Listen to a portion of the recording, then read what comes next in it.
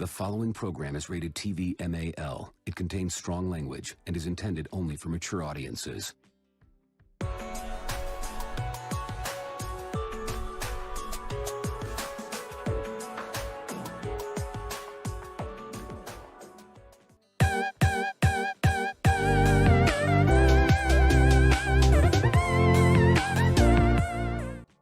The following program is rated TV MAL. It contains strong language and is intended only for mature audiences.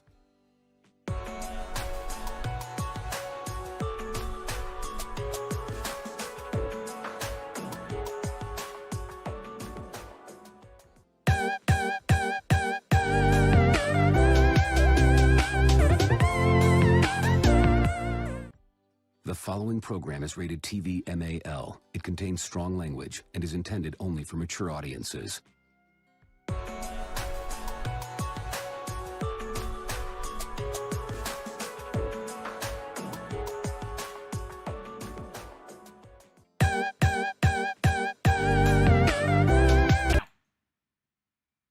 Hello, this is BurningClay, and I'm here with BurningClay. Where can we find you at? YouTube.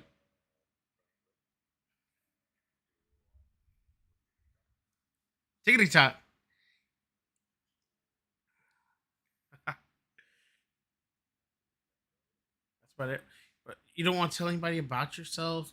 Put your profile out there. You know that way you. I'm gonna dial it back just a little bit before we get in trouble.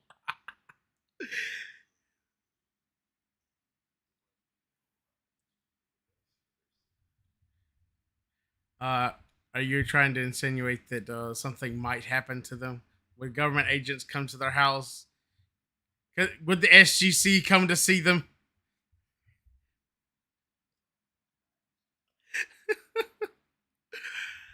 And yeah, this is PuddleJumper of andPuddleJumper on Twitch and YouTube. I do a little tickety talk, but it's more just kind of, you know, boosting stuff for the channel, kind of previews and stuff. I got the Twitter, but I mean, I really don't use it a whole lot. They don't do something quick. Platform's kind of a little crazy right now. But we are here live on the Rocket Cats Productions channel. You can find this at Rocket Cats on YouTube. And this is where we do collaborations between me and Clay. We figure, we get in, do a few things that we really like to do together on this channel. And sometimes we'll put out videos, and sometimes like this, which is our first stream, episode 1 of Saturday Morning Cartoons, which just seems like the best time for us to actually get together and do a stream, is early morning before families wake up. So, yeah. Living that life, right, Clay? Oh, yeah. Yeah. We enjoy it. And we also enjoy doing this stuff right here. Yeah, we got a few topics for today. I know one of them is very near and dear to Clay's heart. One of them we're kind of iffy on, and one of them, if we get to it, I'm really kind of interested in see what it would affect going forward. Let me turn my gain down a little bit. Clay, say something for me, would you? Oh, fuck. We gotta redo all this shit. Mother. Give me a second.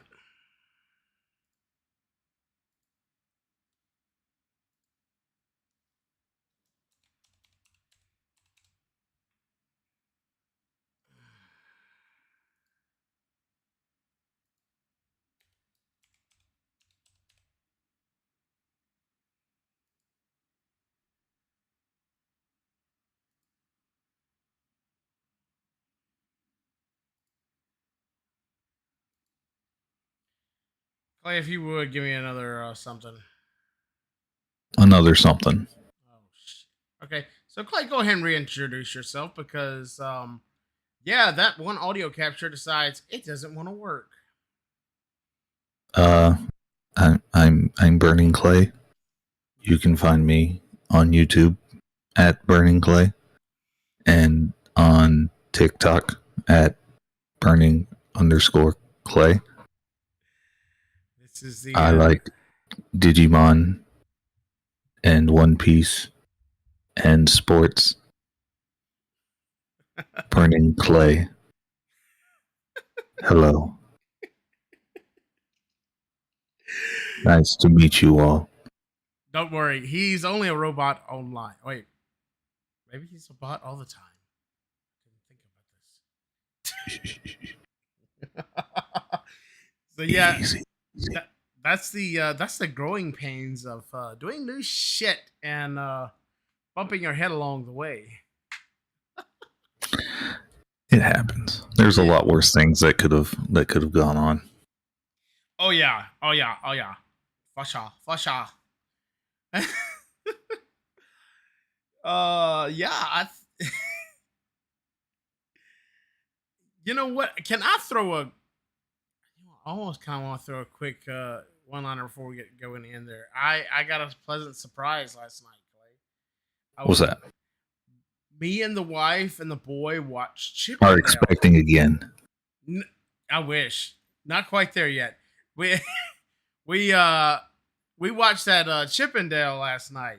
Not the Chippendale that the ladies like, but the one with the squirrels. Chipmunks. Yeah, chipmunks. Yeah, it's. I was surprised. My wife's like, I really want to see it. I'm like, okay. And I actually watched it. And I'm like, this could have been anything but Chippendale, and it would have been good because it was like a fucking modern day Roger Rabbit. It was. So I just wanted to do that quick little shout out. Yeah, I've seen previews for that, and I don't even know what to expect. Like, I saw the previews and I was like, oh fuck no. Tell me one thing. Yes. Because this was actually a short conversation my wife and I had last night when we saw the previews. Mm-hmm. Peter Pan. Is he actually Peter Pan? Or is it some sort of imposter? It is. This shouldn't spoil it. He is the grown-up actor who played Peter Pan.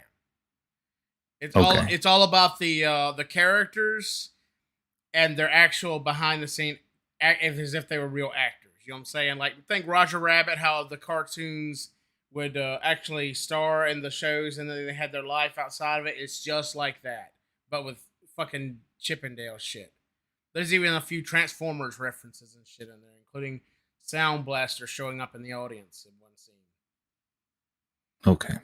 And unfortunately, it has Ugly Sonic in there way too damn much. Okay, because that was my bet.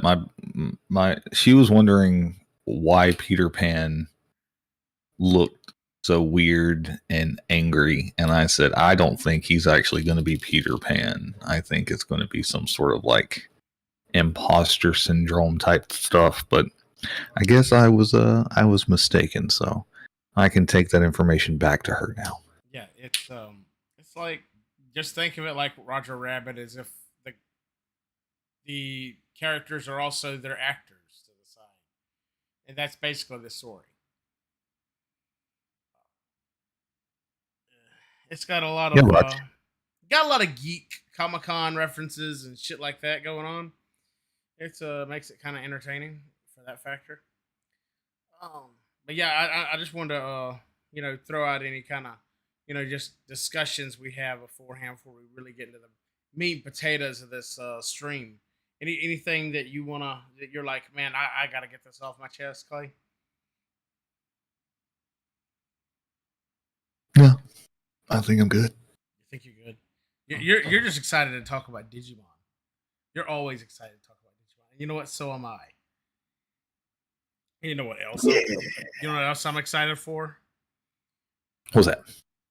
I'll be willing to be able to buy some cards next Friday. Let's get into this BT8 shit. BT8, yes. BT8. Yeah, I've got it up here on the screen. Clay, can you see my screen right now? Because Sir, I cannot. You cannot see my screen. But that's okay because I actually have the cards on my screen as well. So Okay, well, I'm going to just shut that off where I can just concentrate on this here then. Okay. Let's see. Clay, I see we got 1, 2, 3, 4, 5, 6 in trainings. And I won't lie, some of these I love Digimon. I know a lot about Digimon. And Clay, I do not even recognize some of these Digimon. yeah, the BBmon is from the new Pulsemon line. That the Gurimon is from the Gamamon line from the Ghost game series. Mhm. Honestly, those are the only like two newer ones that I'm aware. I mean, obviously you have Demi Miramon, but you know he's the good purple boy. But no, BT8 itself, it's pretty standard deck. You have one Digitama for each color, and then you go in and you have a nice line for each color. But then the interesting thing that they added with BT8 is all of the dual colored cards. Oh yeah, that's right. I was thinking the armor purge cards, but yeah, you're right. Well, yeah, the armor purge is the one of the traits that's unique to BT8. But the big thing was the dual colored cards. So like they've had cards in the past that could digivolve on top of multiple colors, kind of like if you, I don't know what's on your screen, but you've got Hawkmon right there at the front of the second row. Can digivolve on top of red or yellow. That's been there in the past, but then you go over and you have like your Cyclonemon, your Flamedramon, your Sylphimon, where it's actually red and black. So not only can it digivolve on top of red or black, it's treated as both a red and black. So then it can then have either a red or black card digivolve on top of it. So these cards are definitely going to make deck building a little more consistent. Some things that probably couldn't have been done before are going to be a lot easier to do now because you have these types of cards. And I'm pretty sure almost every color combo is there. You've got red and black, red and blue, red and yellow, red and green, blue and yellow, blue and red, blue and black, blue and green with andPuddleJumper, yellow and red again, yellow purple, yellow green. Let's see, blue green again, red green, red and black. We've already said that. Even got a purple green, purple yellow. So I don't think it's quite everything, but you have a lot of color combos that you never had before. So that's going to be really interesting. That looks to be the big thing for this. From what I'm seeing, the big thing in this expansion, I've looked over it some. I've looked over the EX2 a lot more this morning because my jaw was just hitting the floor. But we're not to that yet. There's a lot of interesting cards in here. It's like I'm noticing Magnamon. And if I remember reading right, earlier I was reading a card in another set that is Magnamon X antibody. And it is a mega that if I was understanding effect from, you can just skip from 4 and go straight into 6 and have the Magnamon power, the Magnamon X mega power. Yeah, that's probably coming out with BT9, if I'm not mistaken. I think that's what it was. There's a lot of cards that are just setting up stuff for more cards going on in the future. Yeah, BT9 is going to be X antibody, from what I understand, but that'll be like 2 or 3 months down the road. But yeah, that happens a good bit. I'm noticing where they'll come out with some cards, and yeah, they'll fit into like the theme that they're trying to run. Like this Magnamon obviously will work in Armored Purge. in BT8 because you've got Flamedramon, you've got Lydramon, and then you've got Magnamon. Yeah, there's and then go on. No, go ahead. No, I was just gonna say there is you talk about the armor purge. We're not discussing that set this morning, but there is another system very similar to armor purge that might even be more powerful, or maybe it's probably not as powerful. That's coming down in a very soon release pack. I can't remember BT9 or BT10. Oh yeah, it's the X antibody trait. Oh yeah, they'll be out in BT9. X antibody is looking to be pretty insane. From what I've heard that BT9 changes the way the game's played a good bit. Like, it just turned the game on its head. I've heard that if you hadn't had any sets in the past and you wanted to get into Digimon, BT9 would be like the perfect set to be able to go, because you don't need a ton of cards from past sets. I don't know how true that is. That's just what I've heard. It looks to me like having sets from past sets would be awesome to have. From what I would imagine so.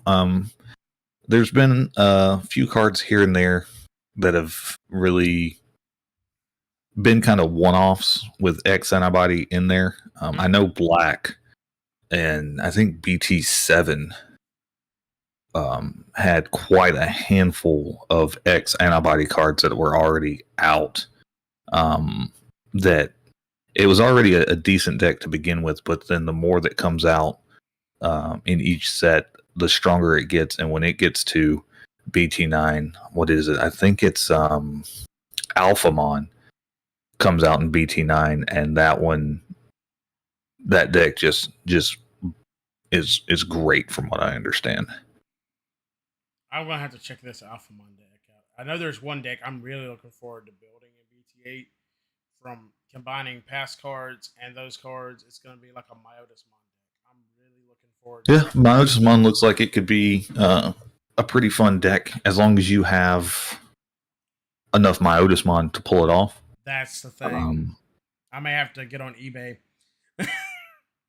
Yeah, I mean, it's because you really want to be able to trash your Myotismon with that if you're going to use Milo Myotismon from BT8, because he has a nice on play of allowing you to delete one of your opponent's unsuspended Digimon and trashing the top card of their security stack, as long as you have 5 cards with Myotismon in the name in your trash.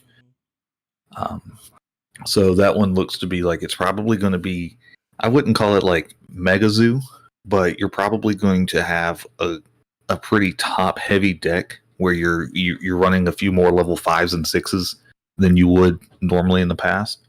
But obviously that payoff is huge. Yeah. And a good thing there is, I think there's like 2 or 3 printings by this point when this set releases of Myotismon, right? Oh yeah, you've got Myotismon. They've got a Myotismon in BT8. EX1 had a Myotismon. I think you had a Myotismon way back in like BT3. Then you have a couple of Milo Myotismons. There's another Myotismon. Yeah, Venom Myotismon, which came out with like the purple starter deck, and then I think there might be another one that was released in the set.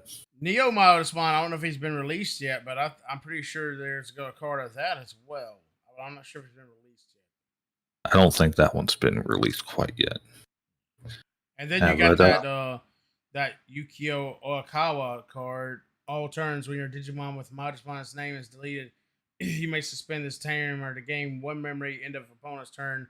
If this tamer is suspended, you may delete this tamer to play 1 Myotismon from your trash without paying its memory cost. Yep. And then don't forget the end of your opponent's turn. Oh yeah. Or the all turn. What is it? There's one. Oh yeah, that's the end of your opponent's turn. If this is suspended, you can delete this to play. Yeah, you said that. But the nice thing about that's the end of your opponent's turn, right? So you would do that. You would hard play your Milo Myotismon. Hopefully, you have your 5 Myotismon in the trash. So you play your Milo, you delete one of their unsuspended Digimon, and then you trash the top card of their security stack. And then, because it was played on a previous turn, you can actually attack with it when it goes back to your turn. So, yeah, it would be. It's one way to definitely. The way hybrids have changed the game as far as being able to run a hybrid, throw it on top of one of your trainers to swing for game. Milo Myotismon could have a similar effect. It just has to be played in the right situation. Yeah, that's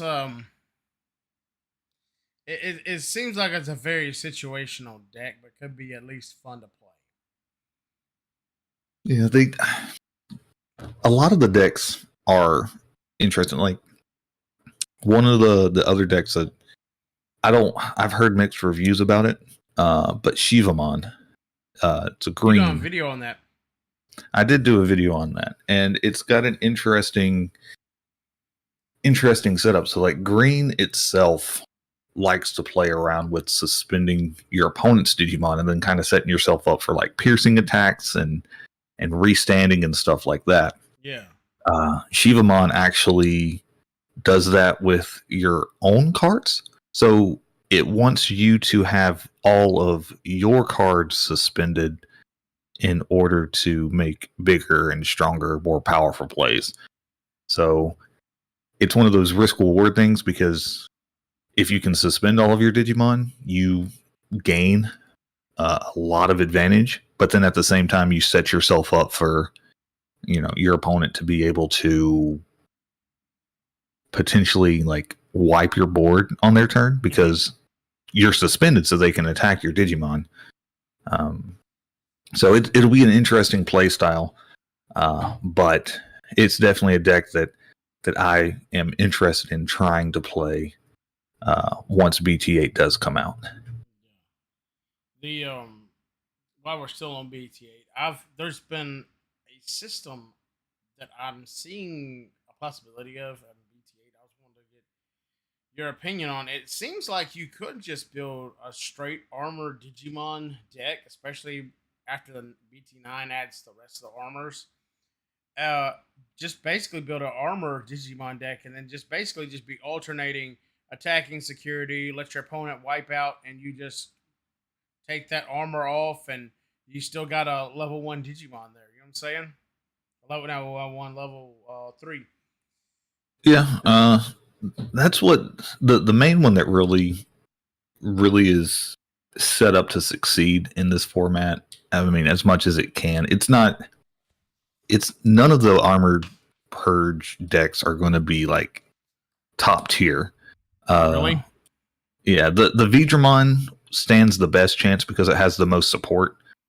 Veedramon? Because what did I say, Veedramon? Yeah, you said Veedramon. Yeah, I won't lie. Give me some Veedramon sets. I'm more a fan of Veedramon than the Imperialdramon line.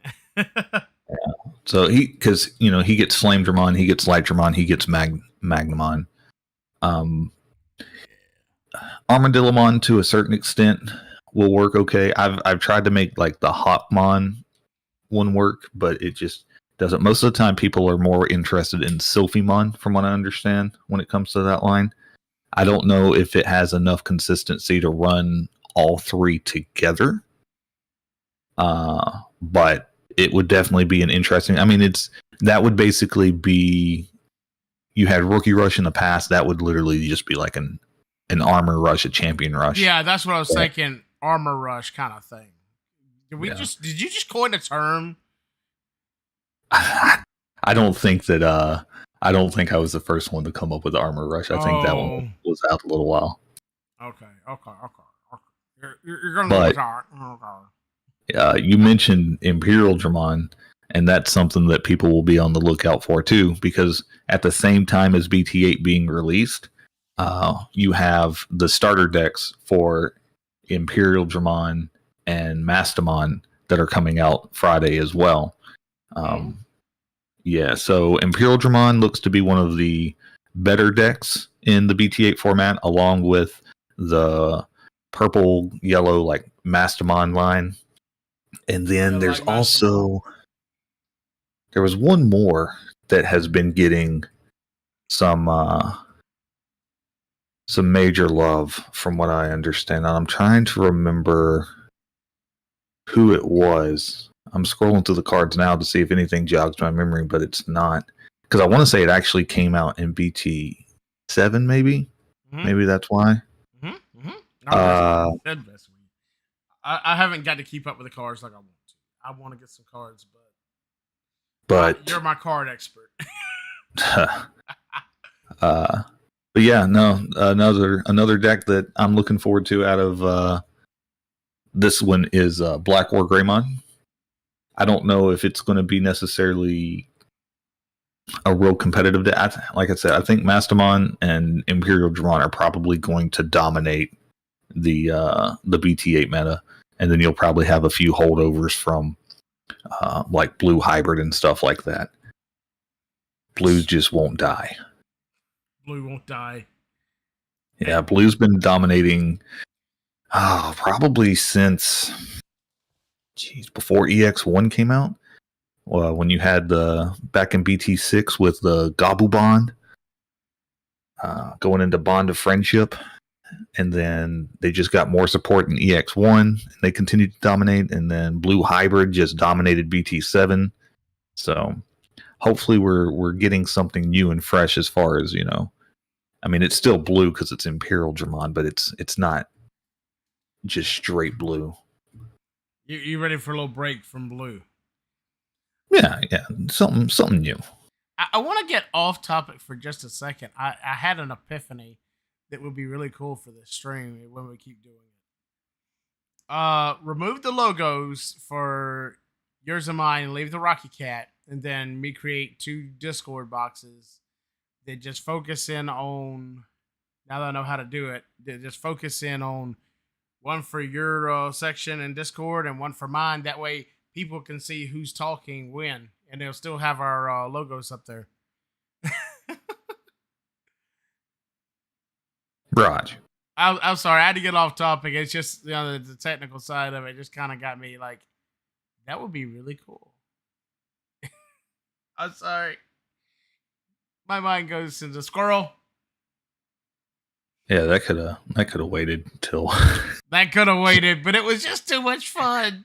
you could have just waited till afterwards and been like, "Hey, I thought of this during the stream. What do you think?" I know, I didn't want to lose my place though. Don't judge me. You can judge me. Any more thoughts on BT8 before we get into BT9, which I seen some stuff that I'm like, the fuck you say? Well, I'm not really too worried about BT9 at the moment, just because that one's probably not coming out till like no. July. Not BT9. EX2. I'm sorry, EX2. Raj. Yeah, I'm sorry. I said the wrong name. Can you ever forgive me, Clay? Can you forgive me? No. Dang it. But no, EX2 looks like it's going to be loads of fun. It's similar to the EX1 in the way that it's not necessarily like a full-fledged set. You want to go ahead and move over to it? If so, I'll move windows. All right. Sure. We're on it. Go ahead. Go ahead, Clay. So, yeah, it's like, again, it's not like a full-fledged release. Most of the BT, like BT 1, 2, 3, have over 100 cards. This is like just, like 70 cards, 74 cards, something like that. Mm-hmm. But it's smaller. Yeah, it's like basically a booster set. So it's just going to have a kind of like EX1 where it was support for previous and then kind of upcoming. It's the same way here. So you're not going to be able to build just a deck based out of EX1 cards alone, but if you use, or EX2 cards, but if you use EX2 cards and then pair them up with previously released cards, you'll be able to make some pretty interesting decks. That was what I was thinking. It wasn't that you could just build one out of EX2. It was like some of the effects and play styles that they're adding in EX2 It looks pretty shaking up of the meta to me. Yeah, I think the two big boys that they're trying to set up um, with EX2 is probably going to be uh, Gallantmon and Beelzemon. I think so. Uh, There's also a few side stories, shall we say, that I will do when I mention on top of that. Go on yeah. ahead. So, no, well, I mean, it's just the main reason I say that is because the two secret cards, like the secret rare cards, are literally Beelzemon Blast Mode and Gallantmon Crimson Mode. Now there was something that I did want to ask you while we're on Beelzemon that I was reading through the list earlier, and I noticed that the Tamer card, I can't remember. It's the two kids from that season, from season 3 that were Antmon's partners. Their card can like give 3,000 DP boost to Beelzemon. My question is that just Beelzemon or is that Beelzemon Blast Mode 2? Because if it's Beelzemon Blast Mode 2, you're talking about like I think like 18,000 DP. Possibly. Okay, so I'm looking at the card now and I don't see anything about a DP boost. Yes, give me a second. I am I see. Start of your Yeah, turn. If it's you have 2 memory or less, set your memory to 3. yeah. So it's a memory setter. Um, no, maybe it's the Antmon card. Give me a second. There was one card. Yes, it was this here. The Digivolve effect. Your turn. While this Digimon has Beelzemon in its name, it gets 3,000 DP. I'm sorry, it was the Antmon card. Okay, so then the key is how it's phrased.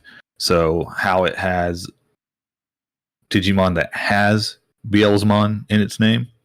So as long as it is a Beelzemon of some sort, it will get the 3,000 DP. So whether that's just straight Beelzemon or if it's blast mode, as long as it has Beelzemon in its name somewhere, it's good. It's just like the Milo Myotismon effect, where if you have 5 cards with Myotismon in its name, so it could be any of the Myotismons, as long as it has Myotismon in the name, it would have triggered that effect. Same thing here. So you're telling me that I need to build me a Beelzemon deck, is what I'm hearing. Yeah, I mean, it definitely has between EX2 and what is already out there, you should have more than enough support to be able to handle a Beelzemon deck. Yes. Okay. I had that feeling when I read that. I was like, "Oh shit, you're talking about more DP than I think Omnimon can put out if you play your cards right." Potentially. Red is pretty good at giving DP boost, so it's still a possibility, especially when you start getting into some of the like Omnimon X antibody cards and stuff like that, to where he could potentially match it. But being able to get up to 18k with just one particular card underneath is pretty good. Pretty good. Yeah. Do you want to talk about anything else before we get those side stories that I'm really interested in? Well, you've got one of the more interesting decks that's going to come out. I mean, yeah, you've got Beelzemon, you've got Gallantmon. You're also probably going to see a lot of Sakuyamon and Mega Gargumon decks, because it does have some support for that. But the D Reaper deck is probably one of the more. I don't know of any other deck that works like it. So you don't necessarily have like levels. That's what I was noticing. You just have the strength. So you're going to have to hard play everything. And then you have your Mother D Reaper, which is basically your Digitama at 15k, but then it doesn't matter because it can't attack, and then it can't be affected by your opponent's effects. And the whole thing is you're supposed to kind of like Eosmon, how you can have like however many of the level 4 Eosmon you want in your deck, you have this ADR2 searcher that you can have up to 50 copies of. And the whole thing is you're supposed to try to get as many of these searchers underneath your Mother D Reaper. And then once you have so many of those, you pull out some of your big cards. Like you have the Gatekeeper, which allows you to basically shut down your opponents and give them -1 security. And then the big one is the Reaper, which is a 20 play cost, 15k Digimon. But if you have 7 of the searchers underneath your Mother D Reaper, you can trash 7 of them and play them for a 0 cost. And then you've got your 15k body on the board for free. And then depending on how many D Reaper or searchers you have, you can unsuspend him by just sacrificing 2 of the searchers. So it's going to be an interesting deck to try to set up, because a lot of it is just you putting bodies on the field in order to put these searchers underneath your Mother Reaper. Yeah. And you're just hoping that you get your board set up before your opponent is able to wipe your security out, because your searcher can attack, your Mother D Reaper can attack. It's risk reward. Yeah, basically. But if you can get everything set up in time, you can I've seen it swing with a video. Who was it? Card Protagonist. They had a D Reaper card battle video, and it was pretty good. Sweet. I'm really, I want to see how that deck plays. I really do. I think I'm gonna hold up, try and build one to actually watch a few people play it or something. Yeah, that's a deck that I'm interested in trying to do, but the play style is so out there. But I kind of find purple to be the same way. Yeah. For a while, I stayed away from purple because it seemed like such a counterintuitive play to be like trashing your own cards. But then once you figure out the rhythm of trashing your cards to bring them back and the plays that come with it, then it's like, oh, okay, this is pretty nice. So I figure that'll probably be the same way. There is another card that it's a single card that affects other cards that has gotten my attention from this set. You know what that card is, just off the bat? No. You don't even want to hazard a guess. There's no guessing when it comes to you. Calamon. When you would play this card from your hand, reduce its play cost by 2 if you have Gilmon, Terriermon, Renamon, or Impmon in play. Your turn. This Digimon can't attack. Your turn. When one of your Digimon digivolves, you may suspend this Digimon to gain 1 memory. Draw 1 card from your deck, and you have one of your Digimon gets 3,000 DP for the turn. So, I mean, if you ended up with, say, 4 of these bad boys in your deck, you could, you got just even 1 or 2 on the field. So, you could, and you're constantly digivolving, you could boost the hell, you know what I'm saying? But it requires you to digivolve. So it's not going to be a constant flow. But when it triggers, I think it's a Digimon card, but it plays more like an effect card. Yeah, it's probably, well, not probably, it is. It's similar to what you had with Nemon and Bokumon out of BT7. Oh, yeah? I didn't even see those. Yeah, well, I mean, they're not like super strong cards. They're just level 3s. They're white cards, and they're only 2k DP each. But they had a similar effect. Like Bokumon was big with the hybrids because he would basically, on play, you could search for your hybrids. And then when you digivolved it once per turn, you were basically able to gain 2 memory back. So most of the hybrids digivolved for 2. So you could basically digivolve into your hybrids for free once per turn. And it was like he was in just about every single deck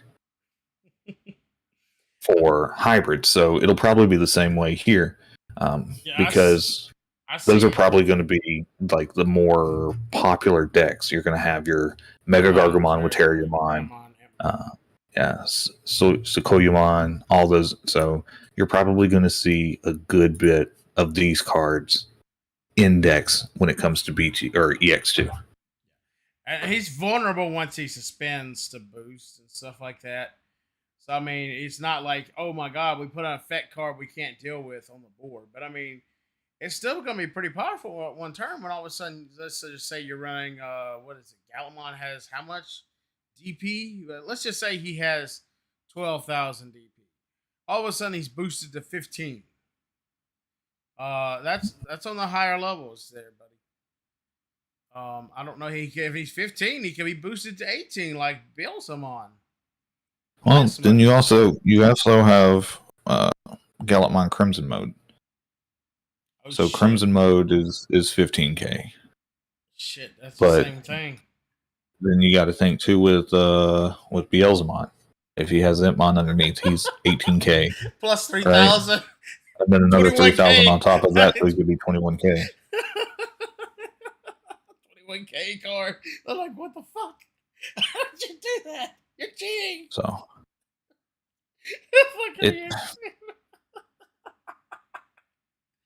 I'm sorry. Yeah, no, I mean that's just how it goes. I mean it's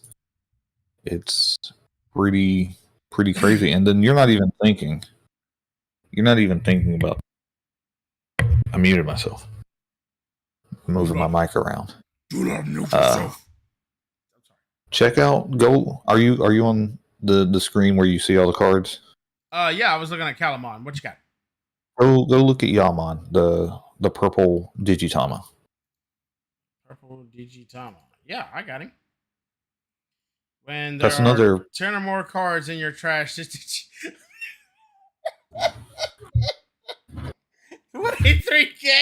There's your 23k. I'm building a BLs on my deck if I get the cards for it. Holy crap! God, this is ridiculous. Fuck my Otis one. EX2 is where it's at. 23,000.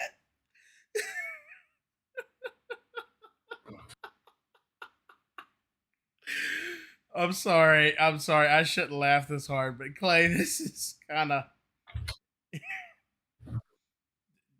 they were like, let's up the ante, or they just didn't. They had to have known what was coming.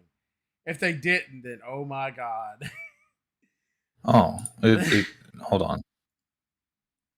Now, scroll down to the bottom, and let's take a look at where was it? Where was it? Hitmon?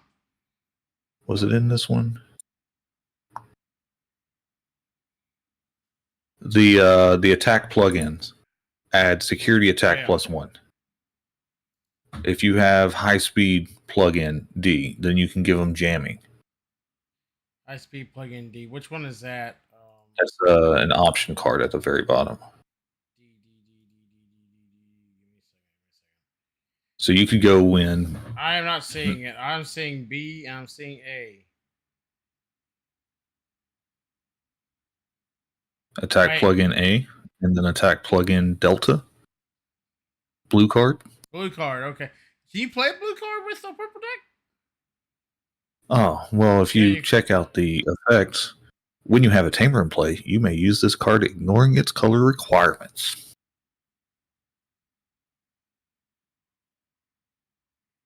That's for all the plugins. Clay. So, yes. Wait, jamming, that basically means... Jamming means that you're not worried about... attacking with. So you wouldn't want to use jamming with Beelzemon because he's going to be strong enough to where he's probably going to be worried. But if you had a level 4 or something like that where you just wanted to try to take a security out, yeah, just plug in jamming. Boom, let him swing in. He survives. Good job. The only thing you'd have to worry about at that point is if they run into some sort of option card that could take care of it. But nothing feels better than going in with a 4000 DP card that has jamming into security, and your opponent has an Omnimon that checks that does absolutely nothing. That's just Clay. This one is particularly interesting. It's all I'm going to say right this Yeah. Yeah. And then this also sets up potential Chaos Gallantmon from one of the earlier sets because you have Megadramon as well. So you could potentially not only could you run like a straight Gallantmon deck, you could throw a little purple in there and run Chaos Gallantmon if you wanted to. Yeah, because he's treated as Chaos Gallantmon, and he can delete when Digivolving. He can delete Digimon with 10,000 DP or less.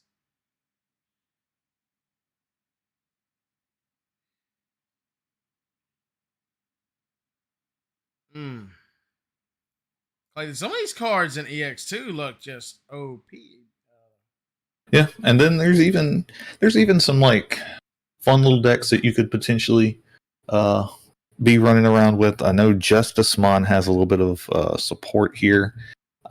There's a tamer, one of the blue tamers has something to do with Leomon. So once I start focusing in on EX2 decks to put profiles on, I want to see if there's a way to actually make Leomon work as a deck.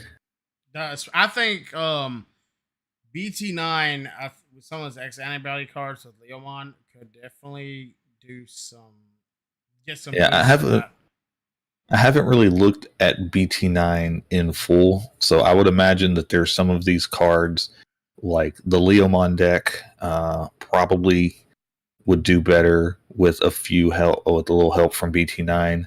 I'm pretty sure Justicemon gets a lot more support in BT9. And then there's another deck. What was it? It was blue. Oh yeah, the Marine Angemon is one that I'm interested to see if anybody can make work because it has an on play of for each of your opponent's Digimon without a Digivolution card. You get recovery +1, so you get to add more to your security stack up to 6 cards. Don't tempt me. I'm a recovery. Don't tempt me. Yeah. Well, when you pair it with this Kenta card, the Kenta allows you to play Marine Angemon from your hand by reducing the play cost by 1, which isn't a huge thing because that only puts it down to 10. But it basically makes it, where you should have enough room on your memory to do it. But the even more powerful play is that when on your turn, when the blue Digimon is played, you can suspend this tamer to trash the bottom Digivolution card of one of your opponent's Digimon. Then, if this Digimon was played is Marine Angemon, you trash the bottom Digivolution card of all of your opponent's cards. That's why you want to do that. Yes. And then that way it sets up the on-play ability of potentially recovery +1. So if you have, you're chipping away at the Digivolution sources, and then you suddenly have, 3 or 4 cards that only have one Digivolution source, you hard play the Marine Angemon, and then recovery +3 or 4. So it'll be an interesting one. That's one like strategy that I've never really been too good with as far as trying to strip the Digivolution sources, but it's definitely an interesting thought. Yeah, that could hurt that Beelzemon deck. Yes. Yes. So I'm giving Clay ideas for his next video. I'm joking. Well, no, I mean, before we even started, I had went down and I was looking through EX2, and I was like, okay, what are some potential decks we could be looking at? We could be looking at Gallantmon, Gargamon, Sequoiamon, Justicemon, D-Reaper, Marine Angie, Leomon, Machine Cyborg deck, Lopmon, and Beelzemon. Because they have all the tamers that they have in this set somehow support those characters one way or another. So those are all potential decks that you could build out of EX2. Sweet. 10 decks. Any more cards you want to talk about on EX2? No, the only one that I don't know how big of a player it's going to be, but I always enjoy playing green, would be the Mega Gargumon. So that'll probably be one of the first EX2 decks profiles that I put out when I start focusing on that later next week. All right. So be looking forward to that. So you see that artwork? Clay's going to draw that by hand. Oh, God. Clay's not going to draw that by hand. No. I'll draw a stick figure. That's about it. Oh, come on. Your Trinoball was pretty good. Oh, thanks. That's very nice of you. Man, I enjoyed that Tyrannomon. By the way, there is a offset of news for EX2 that is kind of interesting. I don't know if you're aware of this or not. I feel sure you are. But it's the English card game Digimon Adventure box set in stores this summer, July 29th. Yeah, I'm pretty sure I saw that because it's supposed to... I think it's supposed to be around the EX2 card set. Yeah, it is. It's 4 packs of EX2 boosters. And then you get 1 of 8 potential figures from the Digimon Adventure partners as memory counters. I thought it was toys at first. I was like, I'll give one to my boy. No, it's a damn memory counter. Yep, it's a memory counter. And it even gives you either Imperial Dramon Dragon Mode or Mastamon. Yeah, I saw that. And I believe both of the ones that you could potentially get are alternate art cards. I think so. Yeah, they look like they are. That Mastamon looks badass. Yeah, so I mean, it's nothing super fancy. I think I saw the price set was like $20-$30. Yeah, it's $20 for 4 packs. I mean, you should be able to get 4 packs for $20, $12. 4 packs, right? So I guess so. Yeah, I guess you are right. Yeah, it's going to cost a little bit more. What you're buying it for is the memory counter and to get those 2 cards. Yeah, I mean, I doubt that the memory counter is really worth much. It's more of a collector's thing. It's going to be more of a collector's thing for people who are just wanting to do that. Yeah. It's the cards here that if you do not have them and you want to get them, this is the way to get them. Which is also going to make their price online probably bottom out some when that releases, I think.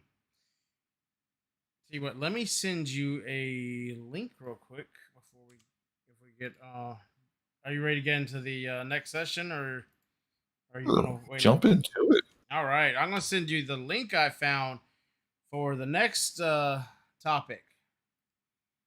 Commander Legends Battle for Baldur's Gate. For Magic I think the I might have actually had this pulled up too. Oh yeah. I haven't done a lot of looking at it. I've done some peeking at it. I've kind of, me, I'm more of a white card guy, so I was really focusing on that. I still not real secure in my understanding of Magic the Gathering rules. So I'm like reading this stuff like, I think it means this, but could it mean this? I'll have to see how it works in Magic Arena.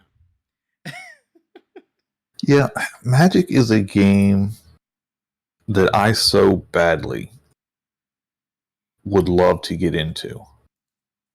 My issue that I always find with it, though, is it's been out for so long, And there's and there so are many people. so many sets and so many different ways that you can play, whether it's like Commander or your straight traditional style of a maximum of 4 cards in a deck, and it's just like overwhelming. Yeah, I enjoy playing it on Arena. I haven't had a chance to play it in store. So, and the thing is, I think the way that I would prefer to play is the way that I've seen it played the most is Commander. Yeah, I've But got a Commander deck, but I haven't really had a chance to play with it or do much. well, that's the thing. I don't even know where to start I to try bought to a Commander build deck. a Commander deck. Like, Your local TCG store. and if I could build a Commander, I would be more than happy to try to play you like over Discord or something like that. Like we could, like we used to do with Digimon. Like I would be more than happy. I want to get back to doing that. One thing I'd like to do, and I'm not where I can do it right now. One thing I'd like to do is get me like an L-shaped desk and have it set up. That would make it a lot easier for me to do the Digimon card stuff. Because like otherwise, I have to go get out one of those folding tables we do for events and stuff around here. Not like we do a lot of events, but occasionally we get out those folding tables and we play Dungeons and Dragons, for example. And I set one of those up and I'll play you Digimon. That's the one of the big, I think, downsides for me for doing Digimon is my desk is so small that I have to do that. It sucks. I'm sorry, I got off topic, didn't I? Oh, it's okay. I was distracted by the 33 text messages I had waiting on my phone. What? We're volunteering for this air show today, and they're changing the way that you have to get on base based on if you're there to just watch, if you're there to work, if you're there to volunteer. And today is my day to volunteer this afternoon. And so no moving today. No, this weekend is no moving. Just all about being out in the 90-degree heat, selling meatball and Italian sausage subs to hungry patrons who want to come and support the United States Air Force and watch the Blue Angels and Thunderbirds. Oh God, we're in trouble. We've spent so much money that we're having to do air shows to fund the Army. The Air Force. Yeah, I'm sorry. Don't do that. No, that was me. That's so rude. That was me. I'm sorry, Clay. I'm sorry. I apologize. Yeah, that's my ASVAB score was way too high to be in the Army. Huh? My ASVAB score was way too high to be in the Army. Smarty pants. Exactly. I went to talk with the Air Force and all them, and they're like, I told them, I said one word, and they said no. I said asthma. They're like, fuck you. Yeah, no, it would have been tough to get in with asthma. They do a pretty thorough screening. Sometimes people still slip through, but you have to be in pretty solid health, which is a surprise that I was able to get through. I guess luckily X-rays and everything don't tell you about knee pain. Nope, they did not. But that's neither here nor there. Let's get back to Magic the Gathering in this new set. All right, according to this, the first color up is white, Clay. You want to pronounce that? It's the first card. Yeah. I completely just purchased that on purpose.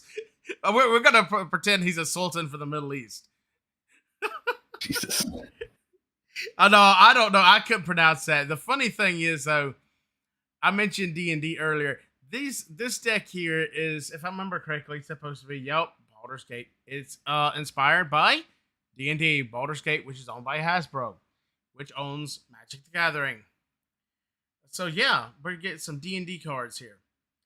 Well, this is actually the second set that they've had that's D&D inspired, correct? They had one that is correct. earlier. I played with some of those first cards in Arena, and it was pretty fun. It had like a dungeon crawling thing mid card. It was kind of like spell cards that, as you went further based on the effects of the card, you could get powerful effects to help you in the end game. Yeah. I'm not seeing any type of those cards here, but I think I did see one or two cards that do boost that effect. Yeah, I wouldn't be surprised if they didn't bring that back. Like, you don't want it just because it's D&D. Well, there is one, Undercity, that I'm seeing is basically a dungeon. You can't enter the dungeon unless you venture into Undercity. Huh. Where you see that at? Which color section? Well, the page that I'm looking at isn't split up into colors. Oh. It's just like all the cards are just all together. But this is, it looks like it's a black card. Okay.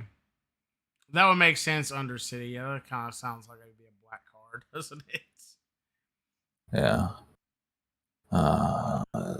Is that what it's called? Is the Undercity, or looks like it? I'm trying to pull up your link now that you sent me to see how different the two pages are. Very different. Dungeoneers pack. I think I've seen a few things that might have been in the other D&D release, but I could be wrong. I'm not really seeing anything about Undercity, but maybe under the effect. Yeah, let's Yeah, I'm wondering if the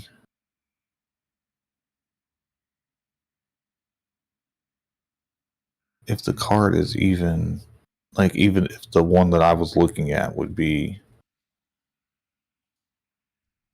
actually part of the set. Interesting.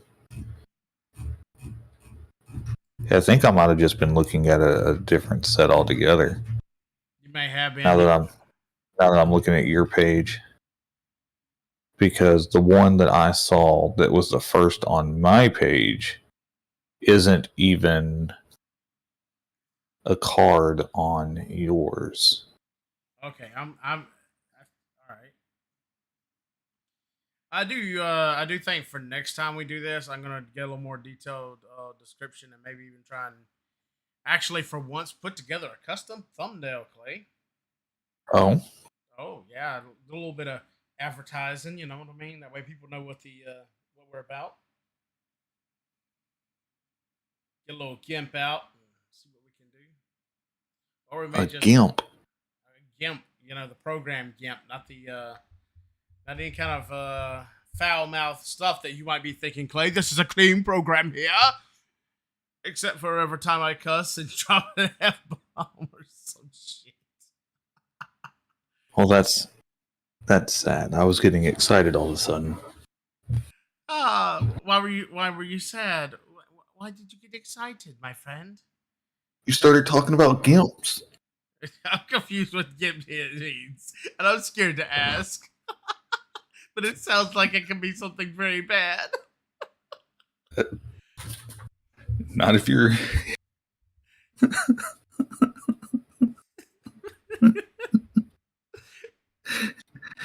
Only if you're the GIMP. Oh god, I've got to look this up now. Oh god, I'm not even. I'm too scared to even. I'm going in incognito mode. I'm scared to know what this means.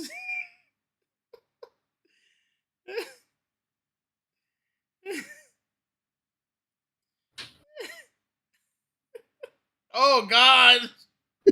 Oh God! There's no gimp here. No! No! No! No! No! No! No! No! No! No! No! No! Oh God! Oh God! Oh God! My eyes! Just for reading that, my eyes.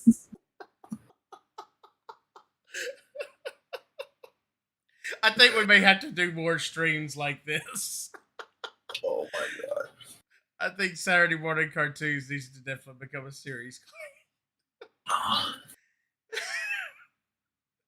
So are you? So you're gonna have your gimp come out to help you with your No, no, no, no, no, no, no, no, no, no. No, no, no, no, no, no, no, no.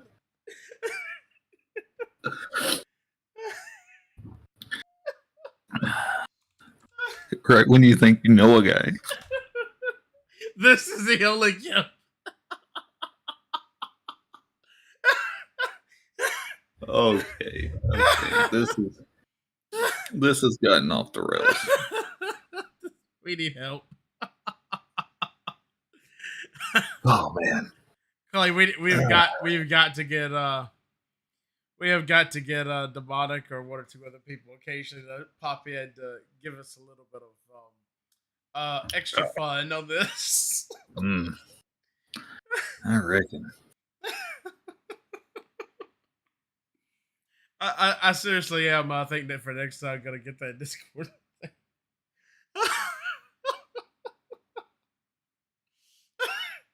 What were we talking about? I think we were talking about Magic the Gathering and somehow got on the sexual fetishes. You brought up your gimp, so This is the only gimp. okay, yeah, he can be the only gimp. You can have the one gimp. Goodness gracious. I'm talking about the GNU image manipulation program. Is GIMP a good photo editor? That's the only GIMP. I didn't know such a thing existed. Clay, what the hell are y'all into? Easy.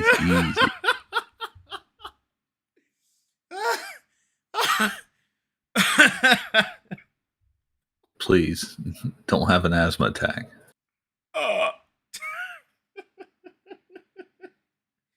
Oh God, I'm gonna die from laughing. I need one of them Stream Deck things. Oh man, Elgato things, so I can hit that button and bring up that Judge Doom from Roger Rabbit and goes, "One of these days you're gonna laugh yourself to death." We need that line, right? Yo, have you seen this ancient brass dragon? I think I did glance that thing. I was kind of looking towards that Battle of Angels of Tyr, but I did see that ancient brass dragon for a second. I was curious what the hell is that going on. It has flying, and then whenever it deals combat damage to a player, you roll a d20 and you put any number of target creatures with total mana value of X or less from the graveyard onto the battlefield under your control, where X is the result. Motherfucker, we're playing this damn game. I'm about to get into Magic, even if I have to get into Arena only.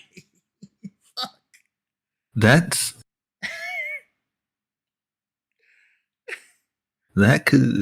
kind of insane. Like, because I know that you're not gonna have 20 mana requirement on any of these cards. No. But I'm just sitting here thinking, if you have, if you roll an 8, an 8 is pretty much most, right? Yes. The average is going to be, from my experience rolling D20s, it depends on if it's virtual or in real life, because it seems like in real life you get a little bit higher for some reason. But on average, you would say, okay, you would expect to get something from like 8 to like 12 on average roll. You know what I'm saying? So I mean, so now I'm just doing a quick scroll through these cards. 5, 5, 2, 4, 4, 3, 3, 3, 4, 2, 3, 3, 3, 4, 3, 3, 2. Clay, this card's gonna get banned. You could I mean, probably. that's crazy. This was probably one of those cards you could probably only have one of them. If you had more than one of these in your deck, oh, dear, well, it's Commander, so yeah, of course, it's only one. Dude, what the fuck? I mean, it's a late game card because it's a 7 mana to play it to begin with. But I mean, still, But by that point, you'll have plenty of targets in your trash too. You would think. yeah, I'll put it like this: the worst part of it isn't its effect as much. The rolling, the summoning thing. That's bad. But think about it like this: this isn't just for like on play. This is every time you do combat damage to a player with this card. Yeah.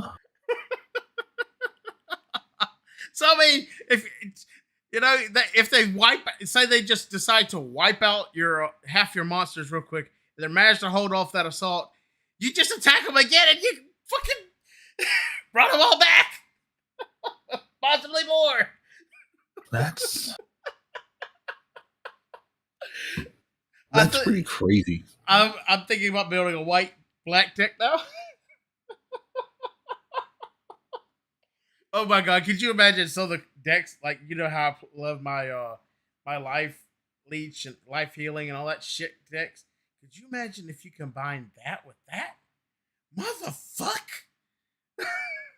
Because you have the effect of being able to.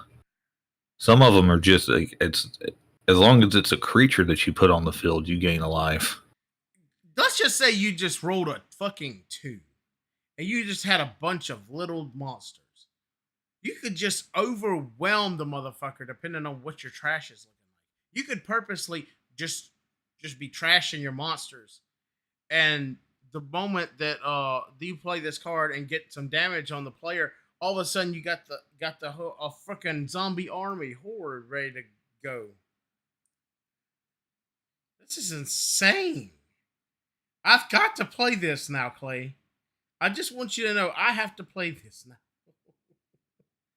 Yeah, well, like I said, I mean, I would love to. I love the artwork. I love the gameplay and the mechanics of Magic. I like. What are they? It's a YouTube channel that does D&D, but they do Commander. And they do like 4 players playing against each other Commander.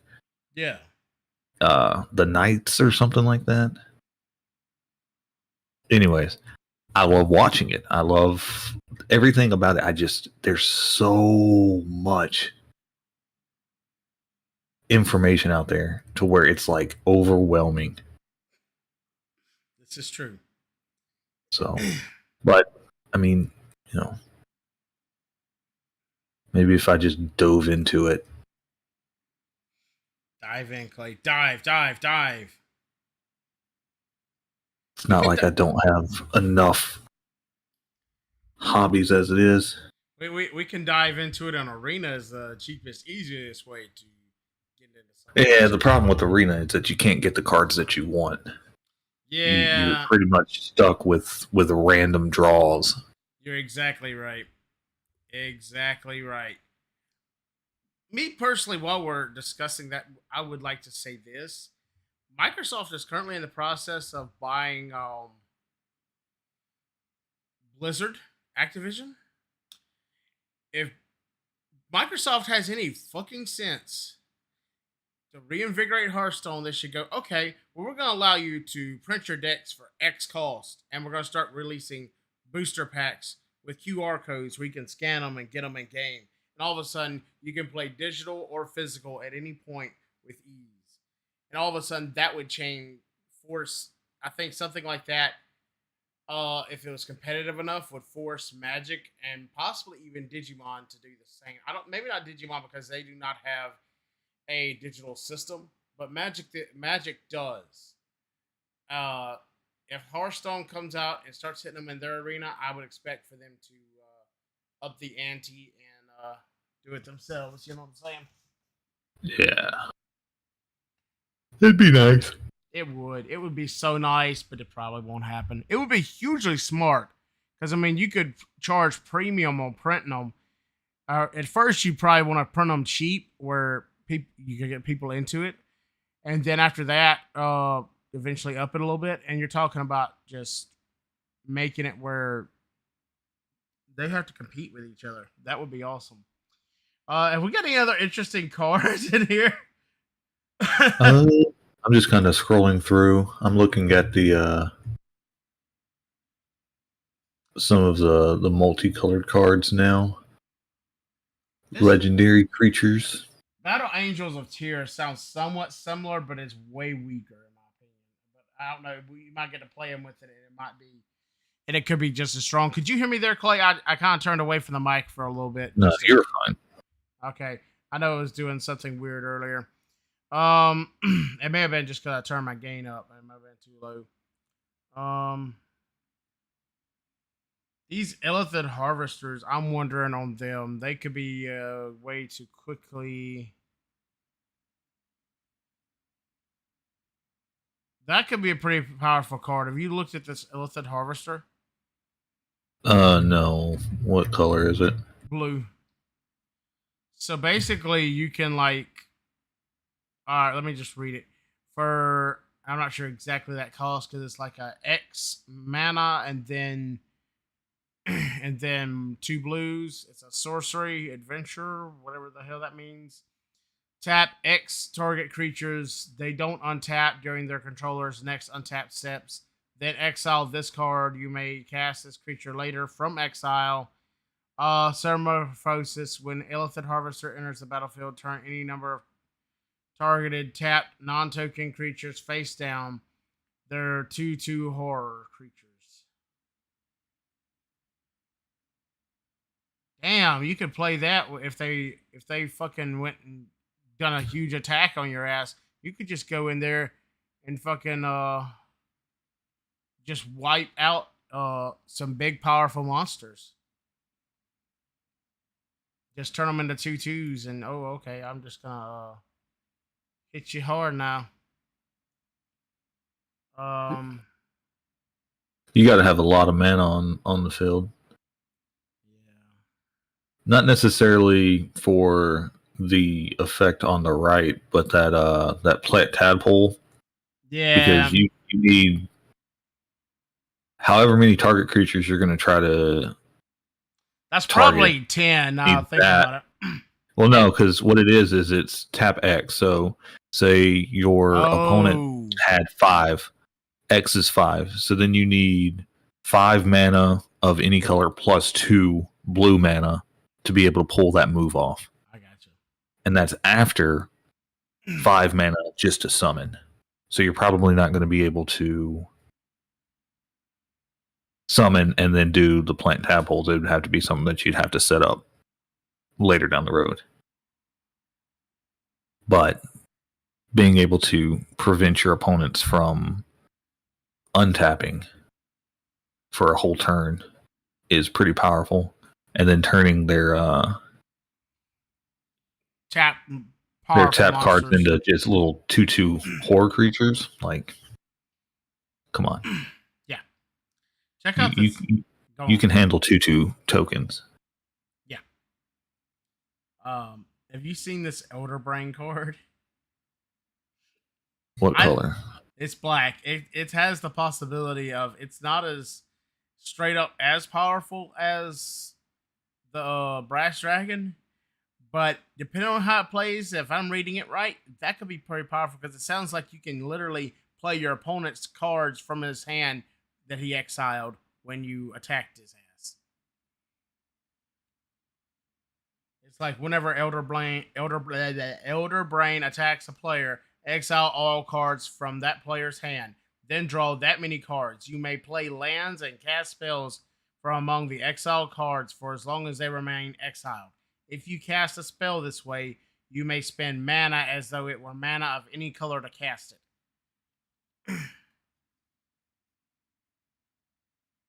Dude, that is fucking You talking about just fuck somebody up every turn? It's like, okay, I hit you, I wipe out your cards. I hit you again, I take your cards, and then you're playing their cards. Did you put that with the fucking brass dragon? You. Yeah, that's pretty interesting. And then to be able to take their lands and their spells on top of it. If they can pull them out of exile, they can get them back, but that's the only way. That's pretty crazy. Now the one card that I was looking at was down in the multicolored. It's like all the legendary creatures. What was it? It was this Corlessa Scale Singer. Nothing like super strong, but it's just one of those cards that you look like you could build a theme deck out of. It allows you to look at the top card of your library at any time, and then you can cast dragon spells from the top card of your library.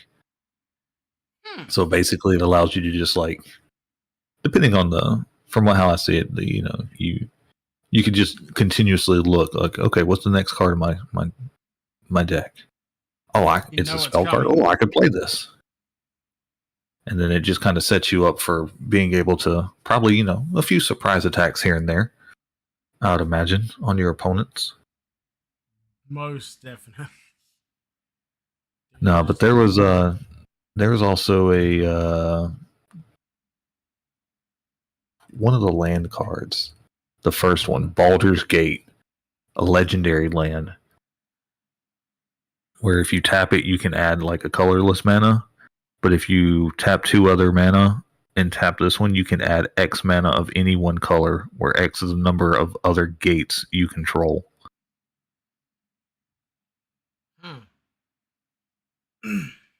So you could like really pump up your mana output with that card.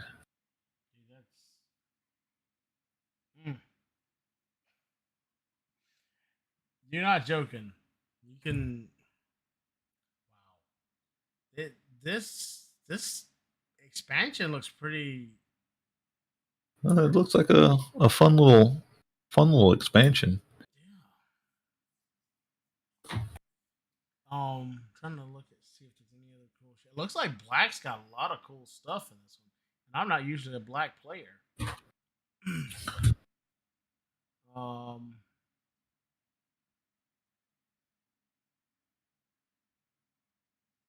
Oh shit! Look at this in green. Look at the Scanos Dragonheart. If you play that with the right cards, dude,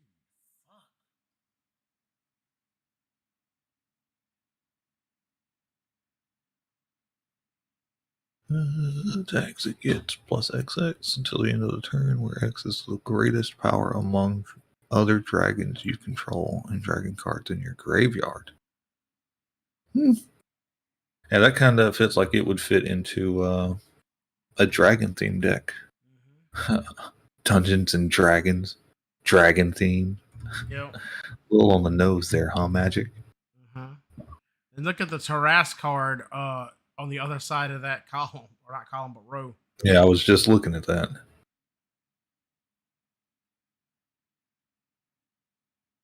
That's a pretty powerful instant. Or turn it into an offensive one. Yeah. It could go either or. It's not, just OP like fucking Brass Dragon, but I mean, it's got. Well, no, because you could run it as a defensive card. Yeah, that's what I'm saying. It's a one-turn card. Is what I'm saying. It's not like repeatable. Or well, but I mean, it has multiple. So like you could save yourself to set yourself up for a turn on the next one. If they're coming in with all their cards and you're like, okay, well now they can't block the next turn. Yeah. And I could finish them off. They're trying to finish me. Boom, run and hide. Or, if they have a full board, go 5/5 and indestructible and just make everything hit. Yeah, and now everything has to block you. So then it just opens up the lanes for all your other monsters if you have a monsters. wide board. Yeah. Some Gotta have a pretty lot. pretty interesting stuff. Yeah. I'll have to do some more research on this and see. Just, I don't know. I would like to build a commander deck because I think that's the only way that I would enjoy playing. Is I feel like there's more strategy that goes into commander with you only being allowed to put one card in. You know, you can't just willy nilly throw your cards out like, oh, okay, yeah, I can do this now, and then hope that I get another one later. Like, you have to be a little more mindful of when and how you play things, which is fun. I would And then it agree with prevents you from doing your 4 cards with life link and you. You hate 16 when I do that. life back to you just from playing one card. I do want to get your opinion on this Battle Angels of Tier under white, because I'm like, it looks like a good card, but it doesn't look nowhere near as good as the brass to me. But I could be wrong. It looks like it does. It's more of a setup card.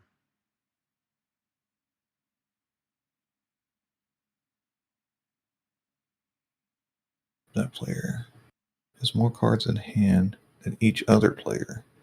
Then you create a treasure token. That player controls more lands than each other player. Then you gain 3 life if that player has more life than each other player. It's like 3 fucking effects in one. Like if you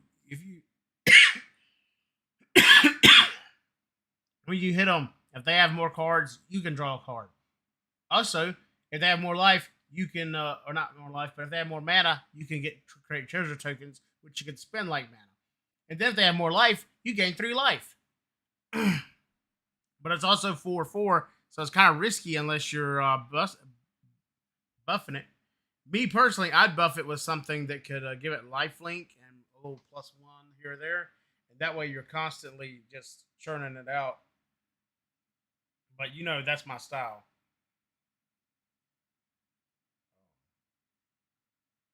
That wind walk under Bane's Evoker looks like it could be pretty powerful, but it's got a high mana cost. It's like up to 2 target creatures get +2/+2 and gain flying until end of turn. So if you got to just say one, let's just say you even have one powerful monster, or even 2, but let's just say you got one powerful monster and another little gimp on the field as you like to laugh at. You can fucking buff their asses and give them flying, which means that only a flying can attack them or block them, should I say? And then you just fucking pound the hell out of the player. And if you got lifelink on there, you're talking about mostly, dude. Which I know I'm thinking about lifelink because white does a lot of lifelink cards. I'm not seeing a lot of lifelink here though. That's okay. I can add it too. It's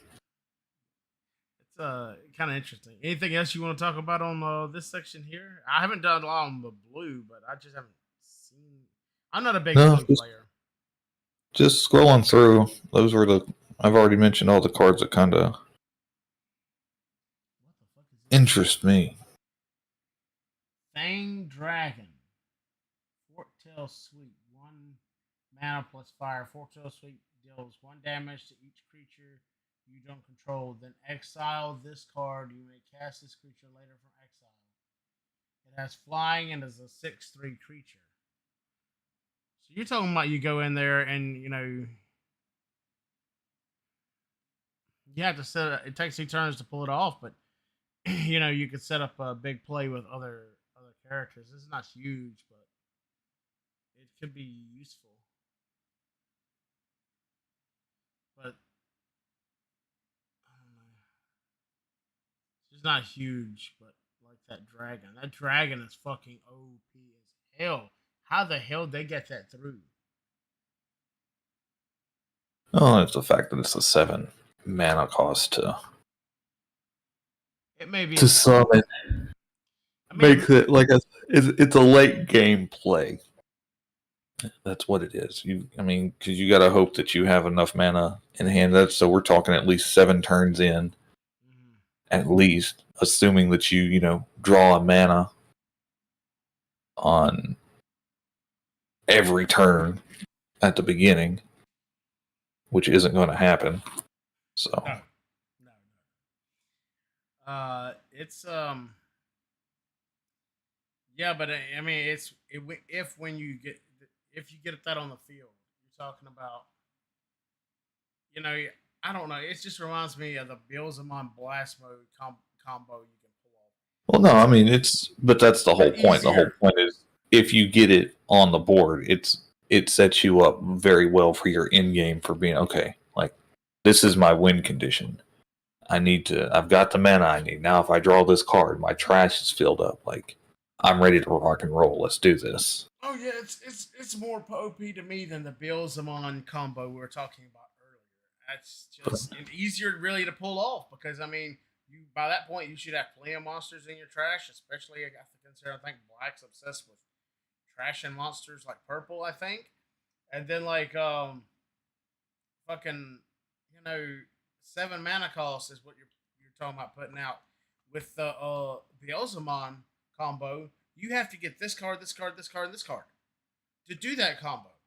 You know what I'm saying? Well, you got to think too. It says that you have to deal player damage, right? So if I block you and I Exactly. just sacrifice a low monster, you don't deal damage, Exactly.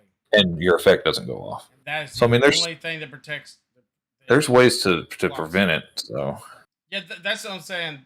One of the main ways to do it is what I guess I'm getting at. I would just think, I don't know, even the fact that it's every turn that you hit an opponent is what gets me. It's just like, what the fuck? Then you got the Elder Brain. Elder Brain is like, oh shit, it does the same thing, only it just like limps. It does turn the enemy player into a gimp, Clay. oh, see, you're obsessed with gimps. No, you brought it up, and now I'm Here making we an go. insult. Here we go. That's Clay's Legion, the gimp force. What else we got on this one, Clay? As far as magic, I am I am tapped out. Are you tapped? You're completely tapped. Okay, then it's my turn now.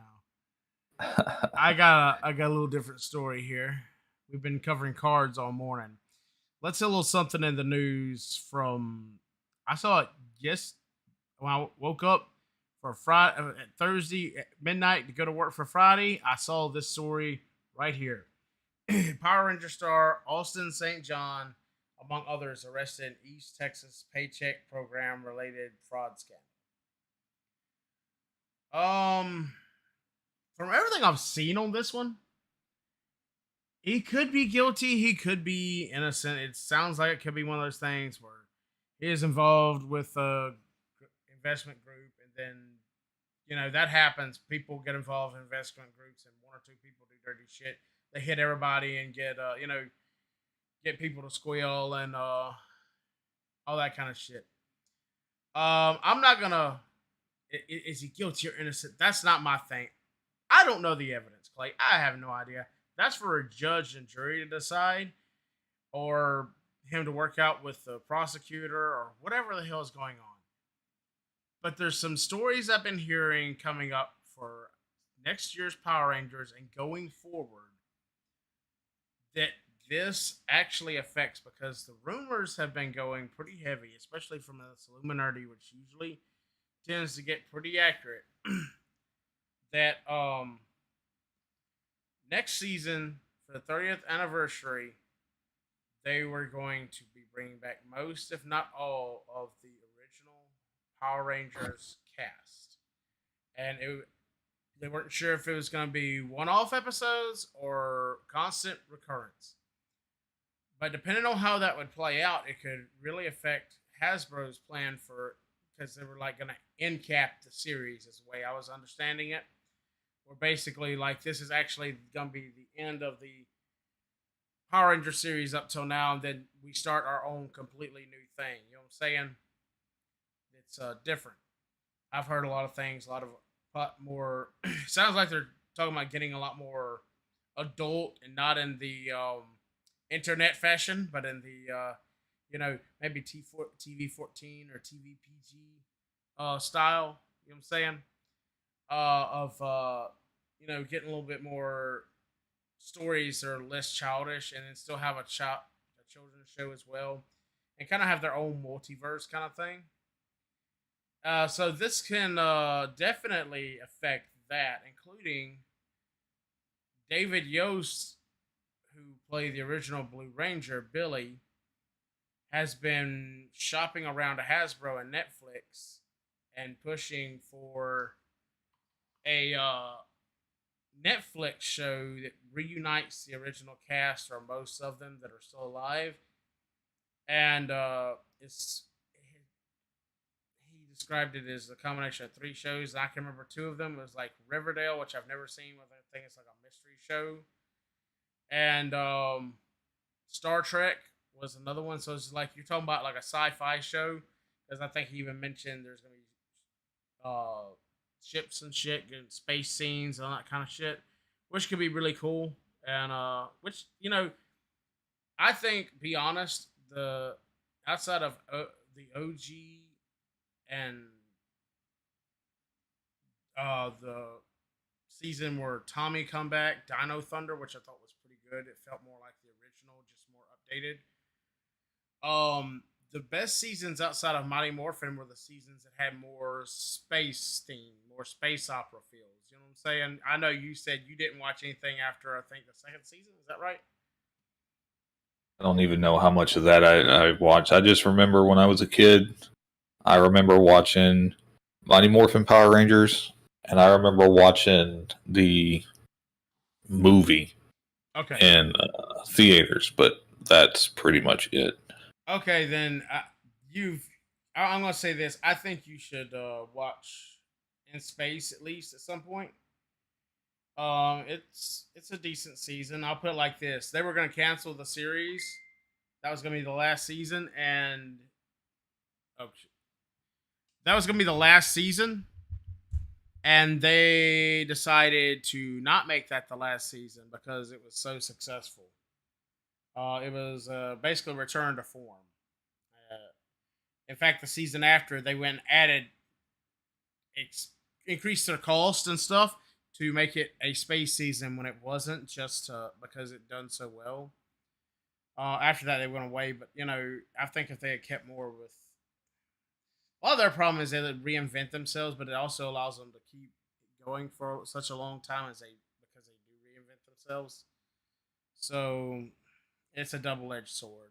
But Hasbro is apparently planning to not reinvent themselves going forward and create their own stuff. The way I'm understanding it, they're probably going to create their own suits, own everything going forward, and it's going to be their own shows. It sounds like they're trying to basically have a science fiction show series. And to be honest with you, I need to catch up on the Orville. I've seen a couple of episodes of that. It was pretty good. I hear it gets really good in the second season, and that season 3 is supposed to be coming sometime later this year. But other than that, and Stargate possibly coming back, depending on how good that is, I have high hopes and also great fears for that after seeing things that have happened with like Stargate. I mean, sorry, Star Trek, for example. The stuff I've seen on the Star Trek, what I've watched of it is just doesn't feel very good to me. You know what I'm saying? I think Uh, I mean, that's another show that I haven't seen a ton. Most of my Star Trek experience is watching, well, I think it's Next Generation, whatever it was with Jean-Luc Picard, yeah. and watching that with my dad. See, I never watched much Next Generation or any of the others. I watched the movies about the original cast, and I enjoyed those pretty good. And a lot of Star Trek people do not like it, but I actually really enjoy Enterprise. But I've noticed that Star Trek is like after Enterprise, damn near every single series or movie is like doing a shitty ripoff of Enterprise's overarching story. It's like, come on, dude. If you can't get it right, quit. For one thing, it doesn't have to be the same damn story basis every damn time. Damn. I'm sorry. Did I get off on that? That just kind of it just wasn't right. But it would be good to have a new sci-fi series and one that has like I kind of like a good martial arts movie along. So I mean, if you could have martial arts in there with some yeah, if you could have some martial arts in there with oh damn with some sci-fi, you could talk about pretty good series. It sort of reminded me a little bit, if done right, I would say make it a little bit like Andromeda with what was his name, Kevin Sorbo. I think it had a lot of action, not necessarily martial arts, but they actually have fighting and stuff in there because they were in the dude woke up in a dystopian world basically, so he kind of had to fight to keep his ship and try and rebuild what was lost. I never watched a whole lot of it, but what I've seen, just because I did just haven't just sat down and just watched it, and I keep wanting to restart it. But something like that, even if it's just even an 8 episode series, which I think is what they're talking about. I'm seeing like in the comics what they're doing is really good most of the time. Some of them I'm not as big on, like the Power Rangers universe right now comics. They're they're okay. They're expanding stuff, but it's more of I like the concept, but the writer I don't think they're quite as good as I would say the guy who's been doing the last two guys who've done the main runs.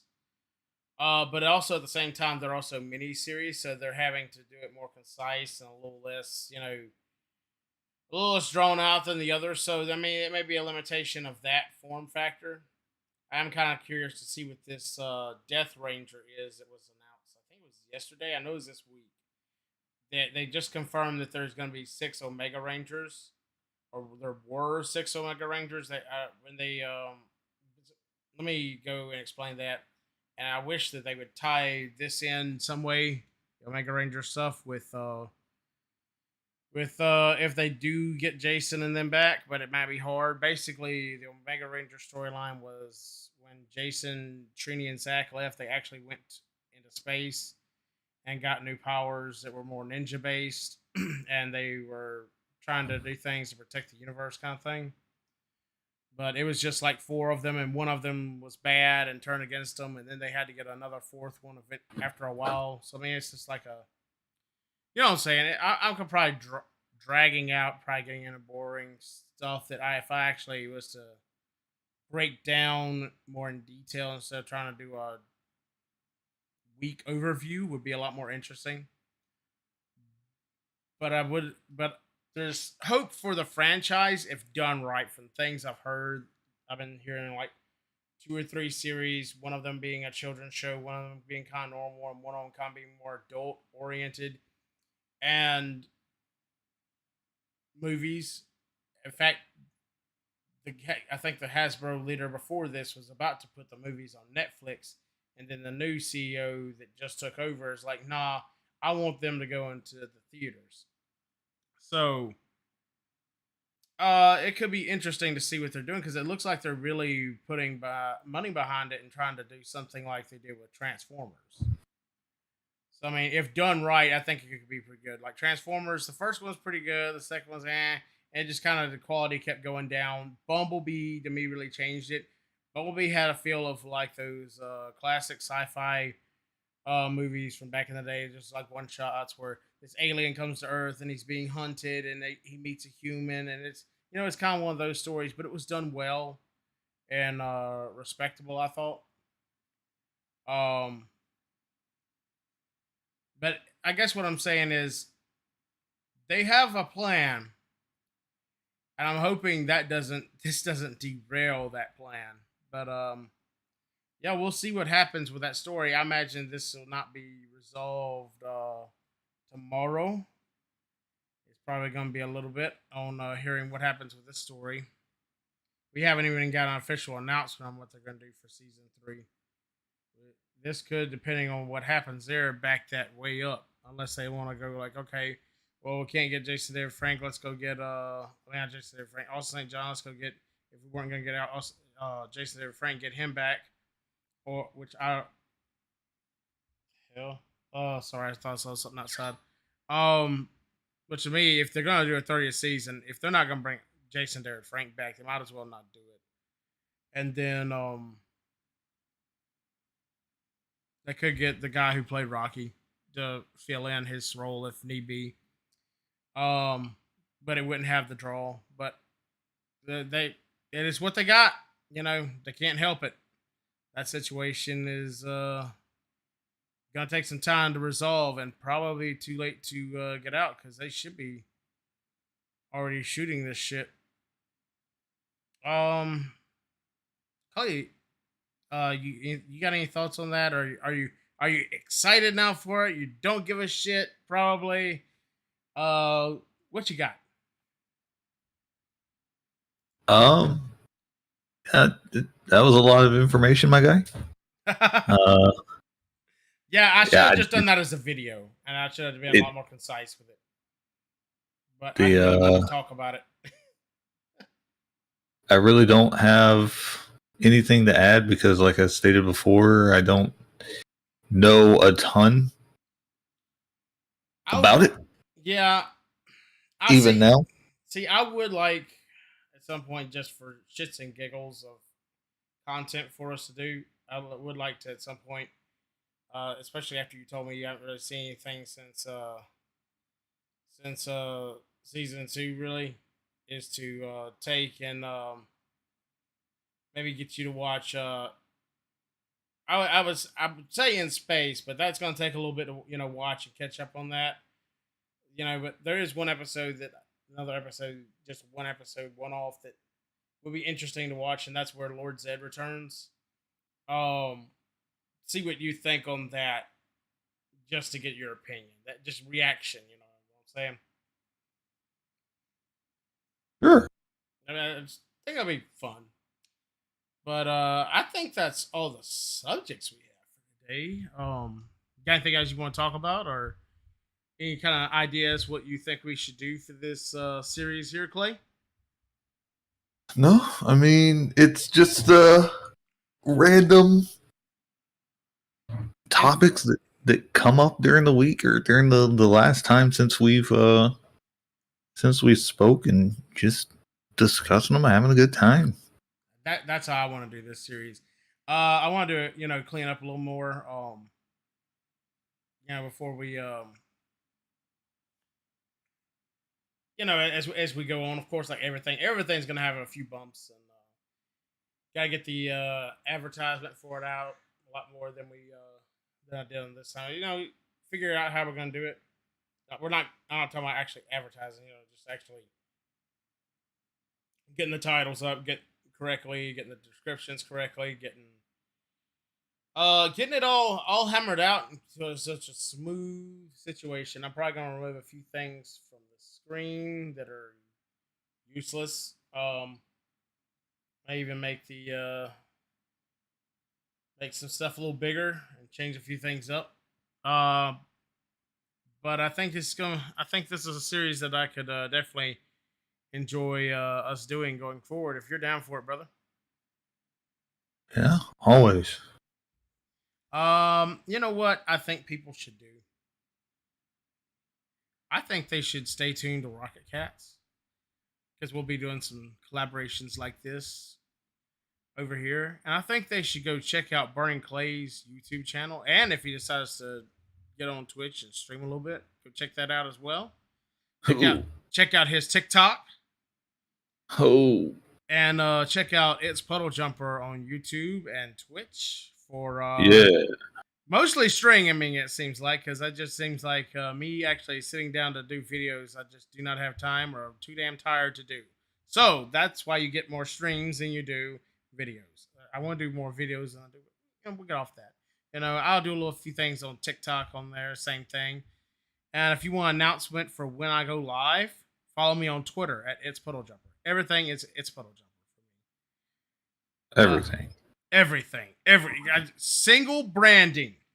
That's why it's PuddleJumper instead of PuddleJumper. You got that, mother? Oh, snap! I went there. I like the logo, Clay. Let's see. What are we gonna do? Anything else to say? Or I think we should kill this out and tell everybody to go peace out and have a wonderful week. Yeah, I need to start getting up and start finding breakfast. So yeah, I'm gonna go ahead and end this real quick. I'll catch y'all later.